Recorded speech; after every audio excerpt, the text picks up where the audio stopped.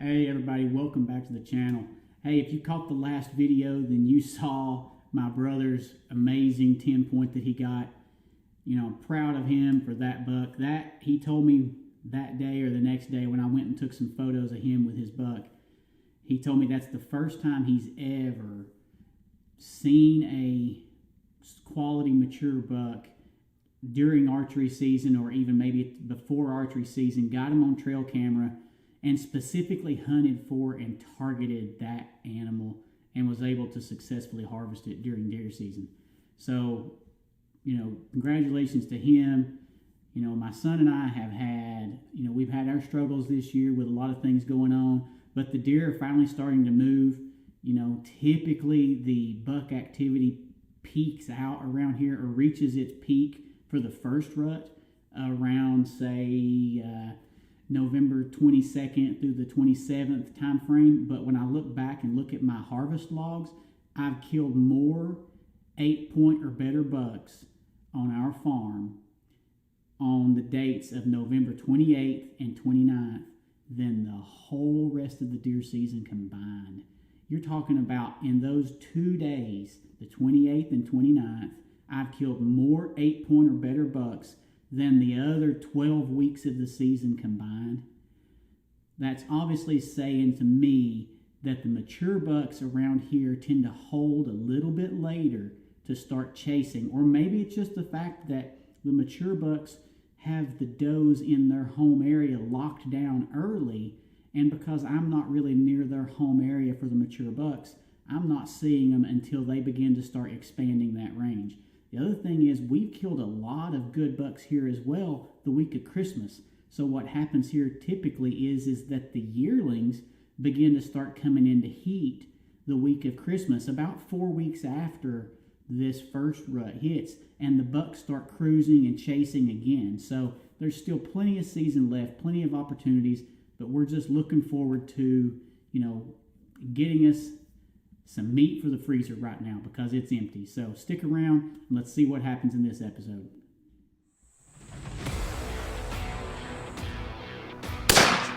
Look at that.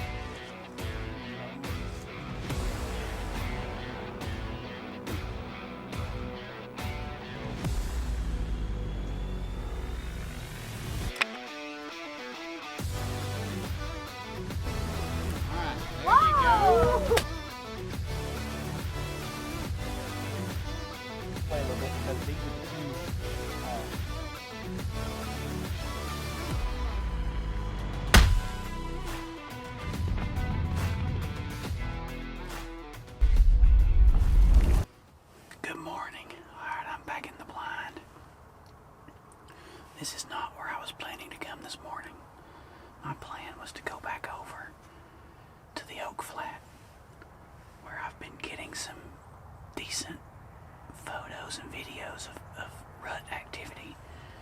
Well, I got halfway there, and all of the cows were surrounding where I was going to hunt. And so instead of messing with the cows, I just turned around and climbed back up the ridge and came back over here and got in the ground blind where my son and I hunted yesterday evening just to see. It is about 25 degrees this morning up here on top. Last night, when we went to see my brother's buck that he shot, there was a 6-degree temperature difference from up on top here to down in the bottom. So if it's 25 up here on top right now, then it's probably 19 or 20 down in the bottom. So I'm hoping as soon as that sun pops out and starts warming this hillside up, that the deer will start moving on this upper edge of the hillside like they have in years past. So let's see what happens.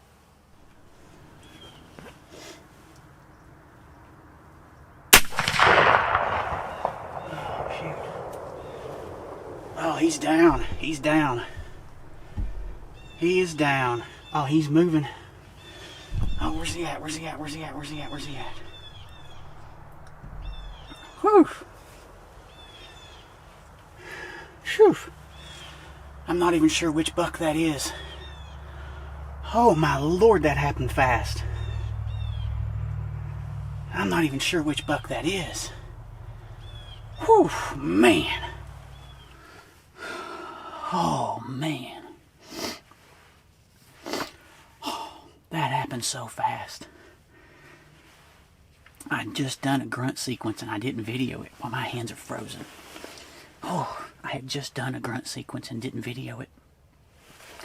And he stepped out of the pine thicket at about 100 yards in front of me and started coming this way. I had to get the camera set.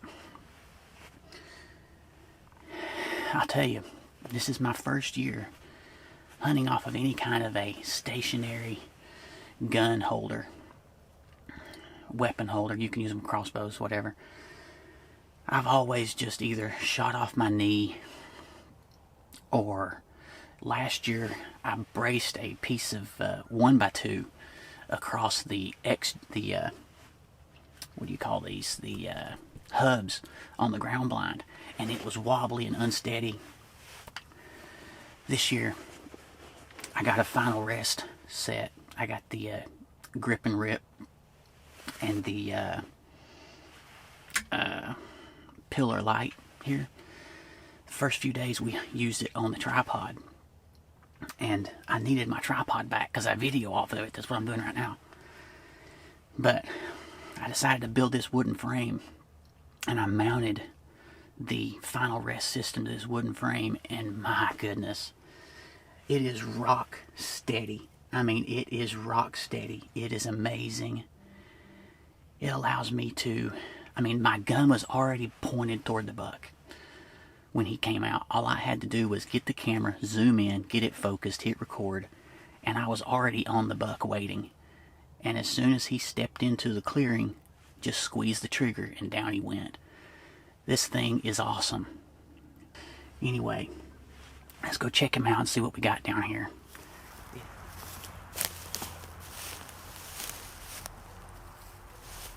Oh man. Whew.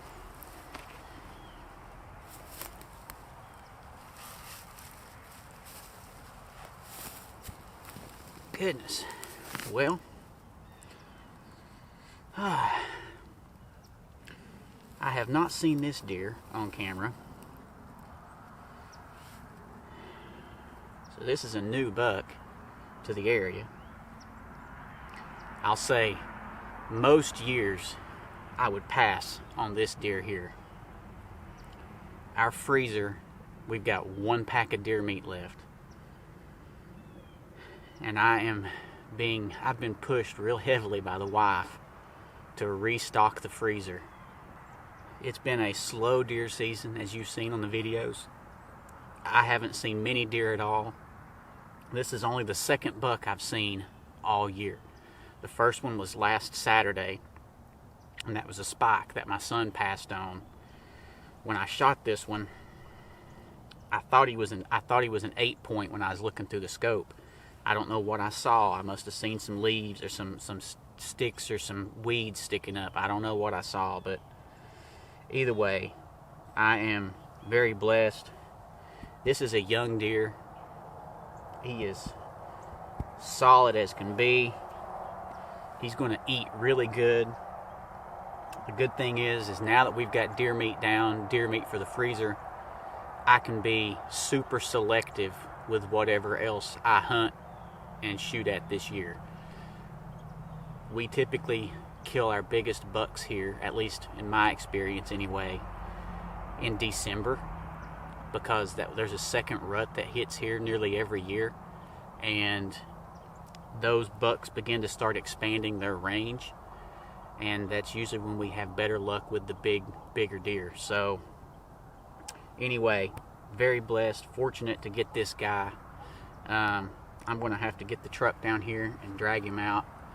It is still very cold, but the sun had just popped up. The sun had just hit this hillside, and as soon as that sun hit this hillside, like I was expecting and I've seen in years past, they start cruising back and forth through here. So I'm going to get this guy taken care of and get him out of here.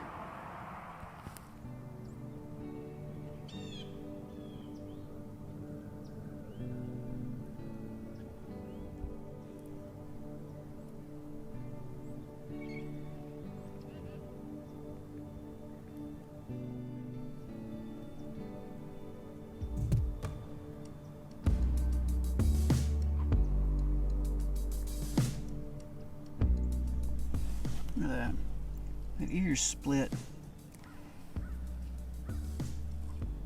That's pretty weird.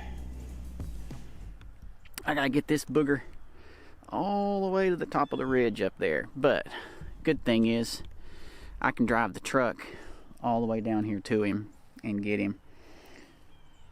And I'll probably just drive the truck down here, put a rope around him and drag him to the top. I don't know if I'll field dress him here or if I'll field dress him somewhere else, because this is our best hunting area here, and I don't think I want to have a gut pile laying right here. I may just take him somewhere else and dress him, and leave this area clean for Trey to come out tomorrow morning with the rifle, or even this evening if he wants to come out with the muzzleloader and see what's happening. My cousin's hunting over here. I didn't even realize he was hunting here today. He's hunting on my uncle's property here beside us, and he heard me shoot and texted me, and I sent him a photo of this deer, and I said I hadn't seen this deer before. I don't think I've had this deer on camera. And he sent me a photo. He had it over there from back here not too long ago. So apparently this deer's been roaming here for a while, but I just haven't had any photos of him. Blessed to have him. You know, like I said, when I didn't know which deer he was when I shot. I still didn't know which deer he was when I got down here because I didn't have a history with him. But the days of being, I never considered myself a trophy hunter. I was always hunting for food, and over the past few years I've allowed myself to get sidetracked with trying to shoot big bucks, and I didn't shoot anything last year, and our freezer's empty now, partially as a result of that. You know, my son shot one last year, and we normally get a couple of road kills, but we didn't get any road kills last year. So I need to get back to my roots of, you know, hunting for the freezer. If a big buck does come along, or now that I've got the freezer, I've got this one for the freezer, now I can be picky. But last year I held out and passed on a whole bunch of deer waiting for a big buck to come through, and it just never happened. And then we ended up having to kind of go lean on food a lot this year. I mean, we bought groceries, but normally we don't buy meat at the store. So I just need to get back to my roots and get away from the thought of trying to kill animals to impress other people. Not kill animals, I mean, that sounds terrible, but instead of trying to kill something that's going to impress other people, get back to my roots of why I was hunting to begin with, and fill in the freezer. And if I get lucky and get a big deer that comes through, then that's good. But all right, I'm gonna get this boy out of here. Catch you later.